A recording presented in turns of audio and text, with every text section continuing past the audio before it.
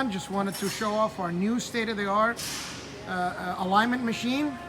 Here's one of our certified factory tech. What are you doing, buddy? Doing alignment here. Just trying to get some preventative maintenance going, keep the longevity of the tires, make sure there's no suspension issue.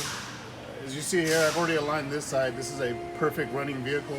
This is something that happens over time with potholes, hitting curbs, whatnot. This can cause future issues that you kind of want to prevent.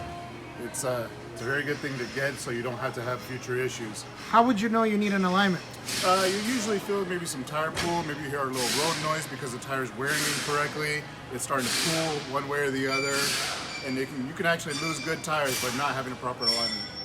So is it fair to say if you have the proper alignment done, you will require less tires over the term of ownership? Less tires, longer liability, the life of the vehicle will last longer. So many things are affected by the alignment. So having a good alignment will keep your car lasting longer, running smoother, better fuel economy.